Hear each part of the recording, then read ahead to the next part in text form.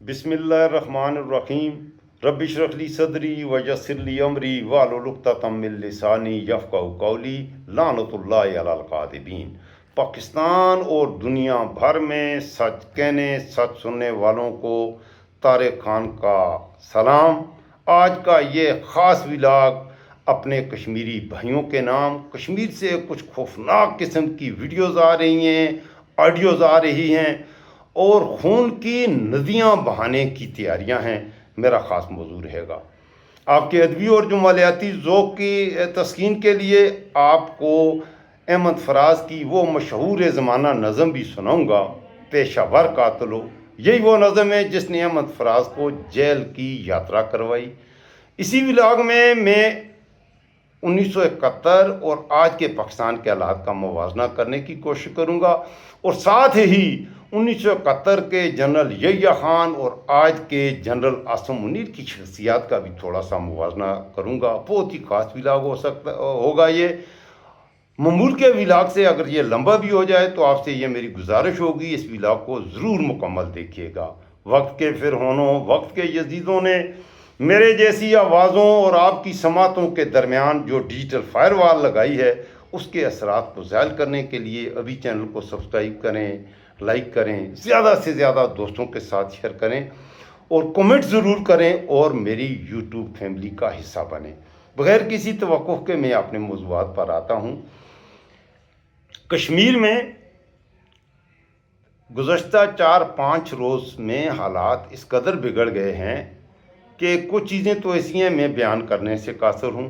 कुछ ऐसे हक़ाइक़ हैं मुझ तक वो ख़बरें पहुँची हैं लेकिन मुझ में इतनी हिम्मत नहीं। जी मैं डरा हुआ हूँ, मैं खौफज़दा हूँ, मैं परेशान हूँ। मैं वो चीज़ें बिल्कुल उसी अंदाज़ में आपके साथ शेयर नहीं कर सकता जिस तरह आप नहीं शेयर कर सकते, क्योंकि मुझे पता है बहुत से मेरे दोस्त जो मुझे देख रहे हैं वो चीज़ें जो मैं जानता हूँ काफ़ी हद तक आप भी जानते हैं।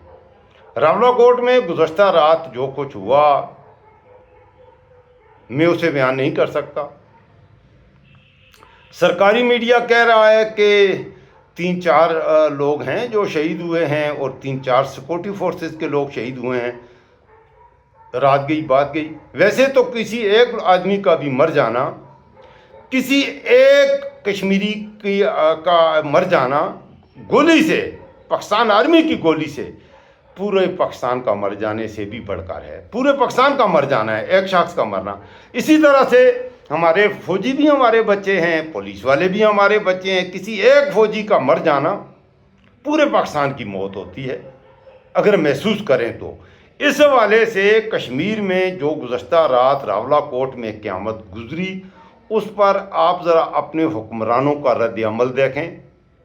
हमारे हुक्मरान ईरान, अमेरिका, इजराइल जंग है, सुलह सफाई कराने में मसरूफ़ हैं। हमारे हुक्मरान पाकिस्तान की फ़िक्र नहीं है, पाकिस्तान के हवाले से और उसे कामयाबी गिन रहे हैं। पाकिस्तानी मर जाएं इनके कानों में जू नहीं रिंगती, लेकिन ये सवाब दारैन हासिल करते हैं। इजराइल और ईरान का सुलह सफाई कराएंगे, ये अमेरिका और ईरान की सुलह सफाई कराएंगे और उस सुलह सफाई के लिए इस्लामाबाद बंद कर दिया जाएगा। अमेरिका से गोरी गोरी औरतें आएंगी सुर्ख लिबासों में। हमारे हुक्मरान मुख्तलिफ रंगों के सूट पहनेंगे, टाइयाँ पहनेंगे और जाकर उनके जूते पॉलिश करेंगे, उनके पाँव चाटेंगे और सवाब दारैन हासिल करेंगे। पाकिस्तानी अवाम की इस्लामाबाद में दाखिले पर पाबंदी लग जाएगी, सवाब दारैन हासिल करेंगे।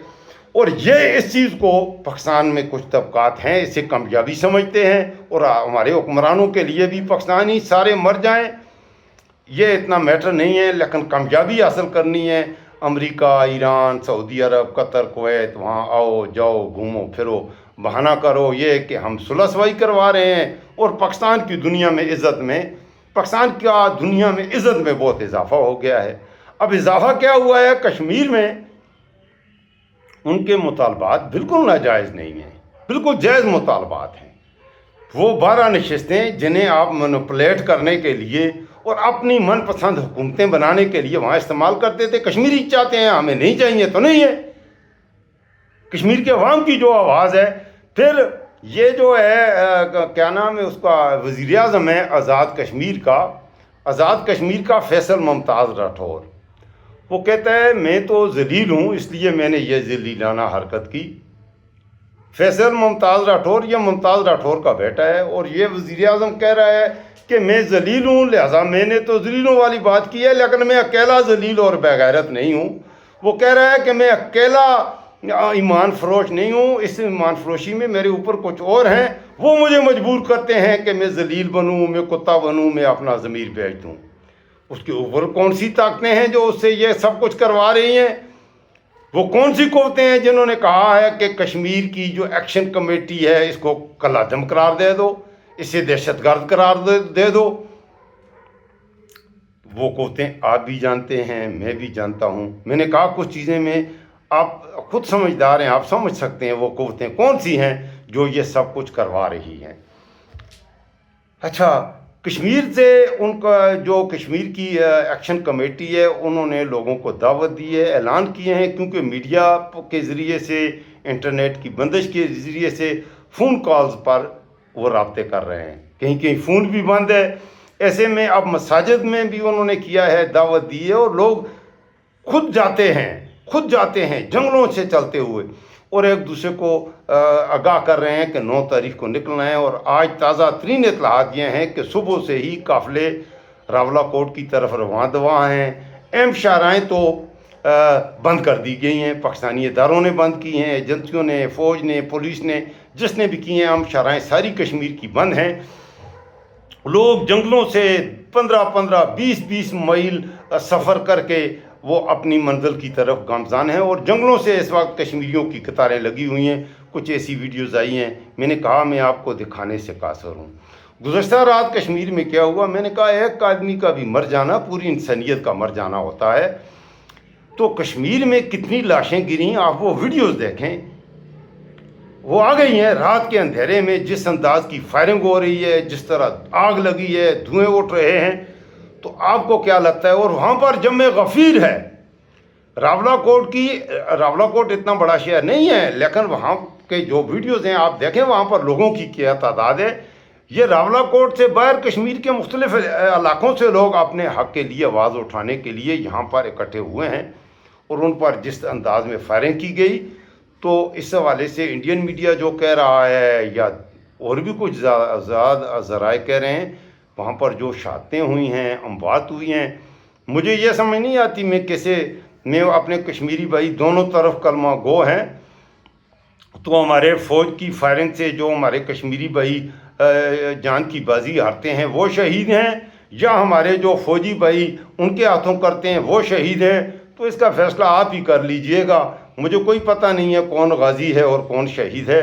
مجھے تو دکھ ہے، میں تو انتہائی ایک محب الوطن پاکستانی میں ہی نہیں ہوں، پورا پاکستان اس وقت پریشان ہے۔ اچھا، کشمیر کمیٹی نے لوگوں کو، پاکستانی لوگوں کو بھی کہا ہے، پاکستانی لوگوں سے یہ ریکویسٹ کی ہے، جو ایکشن کمیٹی نے پاکستان کے عوام سے یہ ریکویسٹ کی ہے کہ آپ خاموش نہ رہیں، آپ 71 میں بھی خاموش رہے، اور ہمارا بنگلہ دیش ہم سے چلا گیا، ہمارے بنگلہ دیشی بھائی ہم سے چلے گئے، ہم نے یہاں خاموشی سے تماشا دیکھا جب بنگلہ دیش میں ظلم ہو رہا تھا، اور ہو کیوں رہا تھا؟ کسی کو اقتدار دینے کے لیے۔ معذرت چاہوں گا، مجیب الرحمان اکثریت سے الیکشن جیت چکا تھا، اس سے اقتدار چھینا گیا، اور یہ اقتدار ذوالفقار علی بھٹو جو کہ بری طرح سے الیکشن میں شیخ مجیب سے ہار چکا تھا، اقتدار اس کو دینا تھا، لہٰذا پھر اس کے بعد وہ ہوا، ہم خاموش تماشائی بنے، اور ہمارے بنگلہ دیشی بھائی ہم سے الگ ہو گئے۔ پھر الگ ہونے پر ہم نے خوشیاں منائیں کہ بنگالی پاکستان کی اکانومی پر بوجھ تھے، وہ الگ ہو گئے، اب ہم ترقی کریں گے اور ہمارے ملک میں خوشحالی آ جائے گی۔ آج بنگلہ دیش میں خوشحالی ہے، آپ کے پاس خوشحالی نہیں آئی، بلکہ آپ بدحال سے بدحال تر ہوتے جا رہے ہیں۔ حقائق یہی ہیں میرے پاکستانیوں۔ بنگلہ دیش کے اس وقت ریزرو، پاکستان کے ریزرو سے بنگلہ دیش کے پاس $50 ارب سے زیادہ کے ریزروز ہیں۔ پاکستان کے پاس اس وقت $3-4 ارب کے بھی ریزروز نہیں ہیں۔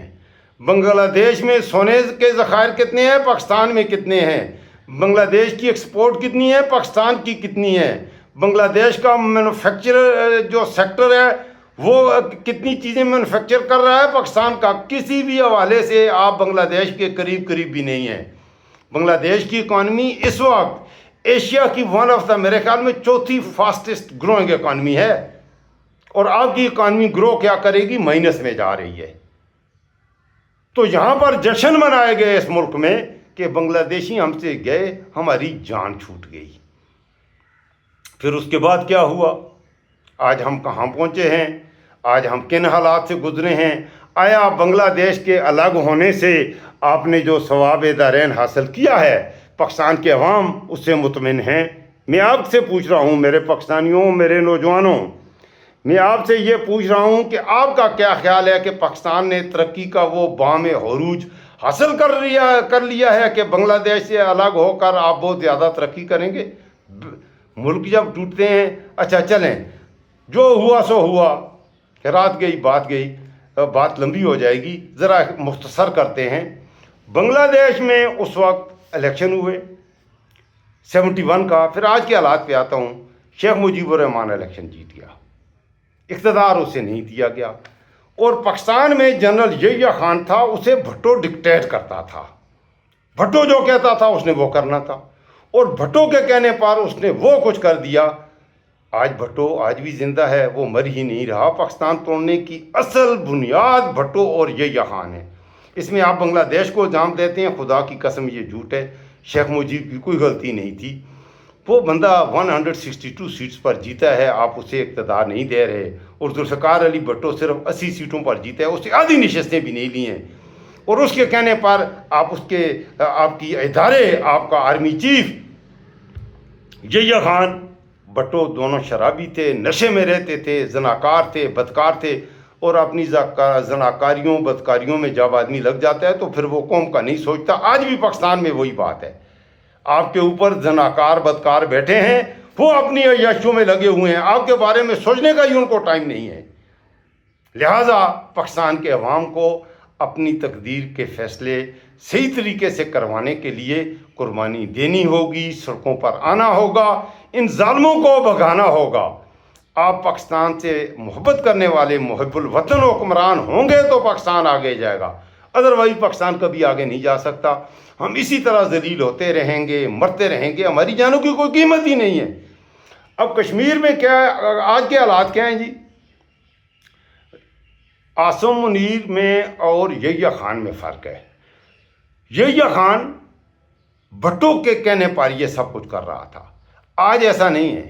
عاصم منیر کسی کے کہنے پر نہیں کر رہا، بلکہ بھٹو کی ایک شخصیت تھی، تو یحییٰ خان بھی بھٹو سے مشورے سے کر رہا تھا۔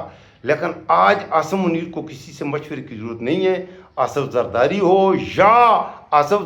ہو یا شہباز شریف، کیا کہتے ہیں، شریف شہباز ہو، یہ اس کے جوتے پالش کرنے والے لوگ ہیں، ان کی کوئی حیثیت ہی نہیں ہے۔ پاکستان کے ہر چیز اس وقت ایک ہی شخص کی کنٹرول میں ہے، جس کو عاصم منیر کہتے ہیں۔ وہ اپنے تہیں سے اس نے آپ کے سامنے اسلام کا اس سے بڑا مذاق کیا ہوگا، جو 26ویں اور 27ویں آئینی ترمیم اسلام میں استثناء نہیں ہے، کسی کو انبیاء علیہ السلام کو استثناء نہیں ہے، اللہ کے قانون میں استثناء نہیں ہے۔ دنیا میں جزا اور سزا کا تصور ہر مذہب میں موجود ہے، اسلام میں تو ہے ہی سب سے اعلیٰ درجے پر۔ دیگر مذاہب میں بھی سزا اور جزا کا تصور ہے، اچھائی کے بدلے میں اچھائی، برائی کے بدلے میں برائی۔ لیکن زرداری کو اور عاصم منیر کو یہ استثناء کا آئینی ترمیم کے بعد 100 قتل معاف، جو کریں ان کو استثناء ہے، تایات اسے ایکسٹینشن دی گئی ہے۔ یہ سب کچھ کیوں کیا گیا ہے، یہ کیوں ہوا ہے، اس کا جواب کسی کے پاس نہیں۔ عمران خان صاحب کی چلتی چلاتی وہ کہہ رہے ہیں سائفر، اب سائفر کی حکومتیں کھل رہی ہیں، حقیقتیں کھل رہی ہیں۔ سائفر تھا وہ ایک حقیقت تھی۔ اچھا، کشمیریوں کے اس وقت جو حالات ہیں، آپ دوبارہ کشمیر پہ آتے ہیں، یہ سب کچھ جو ہو رہا ہے، آپ مانیں یا نہ مانیں، یہ جب تاریخ لکھی جائے گی تو یہ سب کچھ عاصم منیر کے گلے پڑنے والا ہے۔ جس طرح آپ آج یحییٰ خان کو یاد کرتے ہیں، یحییٰ خان سے شاید یحییٰ خان تو پھر بھی بہتر آدمی تھا اس سے، اور آج کے حالات اس سے بھی بدتر مجھے نظر آ رہے ہیں پاکستان کے۔ یہ کوئی طریقہ ہی نہیں ہے کہ پاکستان کی فوج، پاکستان کے عوام آمنے سامنے آ جائیں۔ یہ قیامت ہے کہ کسی ملک کی فوج اور عوام کا آپس میں اعتماد کا رشتہ ٹوٹ جائے۔ عوام ملک کے فوج کو بجائے اس کے اعتماد کریں گے، وہ کہیں مریم نواز یہ نعرے لگاتی ہے یہ جو دہشت گردی ہے اور اس کے پیچھے وردی ہے، اپنے جلسوں میں لگوائے ہیں، آپ نے اس کو وزیر اعلیٰ پنجاب لگایا۔ تو جب آپ کی فوج، اور ہم نے بھی زندگی گزاری ہے، ہم جب چھوٹے تھے آپ یقین کریں پاکستان کی فوج سے ہمیں اتنی محبت تھی، اگر کوئی فوجی وردی میں پہنے ہوئے ہمارے سامنے سے کوئی گاڑیاں گزر جاتی ہم انہیں سلوٹ کرتے تھے۔ آج پاکستان کے عوام فوج کے بارے میں کیا سوچتے ہیں؟ سچ بتانے سے ڈرتے ہیں، لیکن جو بھی سوچتے ہیں پاکستان کی فوج ہماری فوج ہے، ہمیں اس سے بہرحال ہر صورت میں محبت کرنی ہے، ہمیں اس فوج کو مضبوط بنانا ہے۔ لیکن ہمارے کچھ جرنیلز نے یہ عوام اور فوج کے درمیان بہت زیادہ گیپ پیدا کر دیا ہے۔ سچ یہی ہے، مروزی حقائق یہی ہیں۔ اس فوج کے حوالے سے میں نے شروع میں آپ سے کہا تھا میں آپ کو شاعری بھی سناؤں گا۔ یہ میرے سامنے احمد فراز صاحب کی پیشہ ور قاتلو، یہ وہ نظم ہے جو 1971 میں سقوط ڈھاکہ میں، سقوط ڈھاکہ کوئی معمولی واقعہ نہیں تھا، یہ ہمارے ڈول سپاہی، ہمارے وطن کے سجیلے جوان، جن کے لیے مریم میڈم نور جہان کہتی ہیں کہ میرے نغمے تمہارے لیے ہیں، اے پتر ہٹانتے وکدے نے، کرنیل نہیں جرنیل نہیں، او میرے ڈھول سپاہیا تینوں رب دیاں رکھاں۔ میرے ڈھول سپاہی 1,00,000 ڈھول سپاہیوں کو انڈیا نے قیدی بنایا تھا، اور آج بھی وہ پاکستان کی پیشانی پر ایک ایسا، پاکستان کے چہرے پر وہ ان کا گرفتار ہونا ایسا بدنما دھبا ہے جس کو ہم اتار نہیں سکتے۔ دنیا کی تاریخ میں ایسا کام ہی ہوا ہے۔ ہتھیار کیوں ڈالے؟ بات یہ ہے کہ قید کیوں ہوئے؟ ایسے حالات پیدا کیوں کیے؟ تم نے بنگلہ دیش میں وہ ظلم کیوں کیے؟ آج تم کشمیر میں کر رہے ہو، آج تم بلوچستان میں KPK میں کر رہے ہو۔ جب آپ ظلم کرتے جائیں گے ایک دن لوگ اٹھیں گے، اور جب عوام اٹھتی ہے اس کو کسی کا باپ بھی پھر روک نہیں سکتا۔ اللہ نہ کرے پاکستان دوبارہ ایک سقوط ڈھاکہ ہو۔ تو سقوط ڈھاکہ میں یہ احمد فراز بھی شرمندہ ہوئے جب یہ اتنی بڑی تعداد میں پاکستان کے ڈھول سپاہیوں کو انڈیا نے قید کیا، تو شرمندہ ہو کر انہوں نے پاکستان کی فوج سے محبت کا اظہار کیا ہے اس نظم میں۔ وہ میں آج کے عاصم منیر اور آج کے اپنی فوج کے ڈھول سپاہیوں کے نام کرتا ہوں۔ نظم کا نام ہے پیشہ ور قاتلو۔ اچھا، اس نظم کی وجہ سے احمد فراز کو قید کر لیا گیا تھا۔ بڑی زبردست نظم ہے، آپ سنیں گے آپ کو مزہ آ جائے گا۔ اردو کی شاعری، ایک پٹھان کی زبانی۔ اچھا، احمد فراز بھی پٹھان ہی تھا، ایک پٹھان شاعر کی لکھی ہوئی نظم، ایک پٹھان کی زبانی۔ تو مکمل آپ سنیے گا، مزہ آ جائے تو چینل کو ضرور سبسکرائب کر دیجیے گا اور دوستوں سے بھی شیئر کیجیے گا۔ میں نے اب تک تمہارے قصیدے کہے، میں نے اب تک تمہارے قصیدے کہے، اور آج اپنے نغموں پہ شرمندہ ہوں، اپنے شعروں کی حرمت پہ ہوں منفعل، اپنے فن کے تقاضوں سے شرمندہ ہوں، پابہ زنجیر یاروں سے نادم ہوں میں، اپنے دلگیر پیاروں سے شرمندہ ہوں۔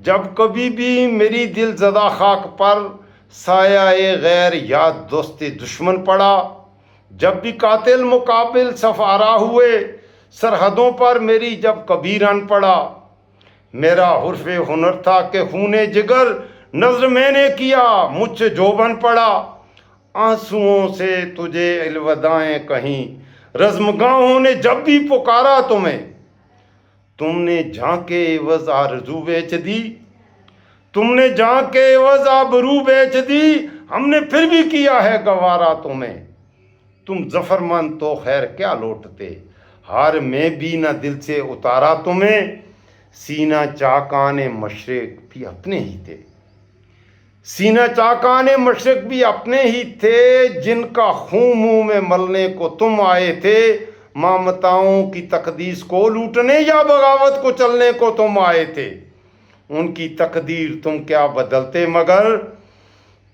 ان کی نسلیں بدلنے کو تم آئے تھے، اس کا انجام جو بھی ہوا سو ہوا، شب گئی خواب ہائے پریشان گئے، کس رہونت کے تیور تھے آغاز میں، کس خجالت سے تم سوئے زنداں گئے، तेग दर दर तो कफ दर्द वहाँ आए थे, तो दर गर्दने पाबो झूला गए। मैंने फिर भी तुम्हें बेखता ही कहा, खलकत शहर की दिलदही के लिए, अपनी बेआसरा खाक के वास्ते, अपने बेआस लोगों की जी के लिए। गो मेरे शेर जख्मों का मरहम न थे, फिर भी मैंने कहे चारा गरी के लिए। याद होंगे तुम्हें फिर वो अय्याम भी, जब असीरी से तुम लौट कर आए थे। हम दरिदा जिगर रास्तों पर खड़े, अपने दिल अपनी आंखों में भर लाए थे। अपनी तहकीर की तलखियां भूलकर तुम पर तोकीर के फूल बरसाए थे। क्या खबर थी कि तुमसे शिकस्ता अना अपने जख्मों को बस चाटने आएंगे, जिनके जबड़ों को अपनों का खून लग गया, जुल्म की सब हदें पाटने आएंगे। कत्ले बंगाल के बाद मेहरान में शेरियों के गले काटने आएंगे। अब पेशावर से लाहौर और मेरा तलक तुमने मकतल सजाए हैं क्यों गाजियों। अब पेशावर से लाहौर और मेरा तलक तुमने मकतल सजाए हैं क्यों गाजियों। किस शहनशाह आली का फरमान है, किसकी खातर है ये गश्त हूँ गाजियों। किसकी ईमा पर है इतनी गारत गरी, किसके आगे हो तुम सिर निगू गाजियों। जैसे बरतानवी राज में गोरखे बागियों पे सितम आम उनके भी थे, जैसे सफाक गोरे थे वियतनाम में, हक परस्तों पे इल्जाम उनके भी थे। आज तुम उनसे कुछ मुख्तलिफ तो नहीं, आज तुम उनसे कुछ मुख्तलिफ तो नहीं। राइफलें वर्दियां नाम उनके भी थे। तुमने देखे हैं जमहूर के काफले, तुमने देखे हैं जमहूर के काफले, उनके हाथों में परचम बगावत के हैं।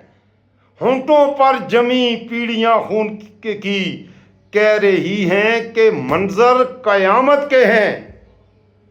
कल तुम्हारे लिए प्यार सीनों में था, अब जो शोले उठे हैं वो नफरत के हैं। मेरे पाकिस्तानियों, मेरे नौजवानों, आपसे आखिर में ये गुजारिश, इस वक्त वतन अजीज़ को आपके अमल की भी ज़रूरत है और आपके दुआओं की भी ज़रूरत है।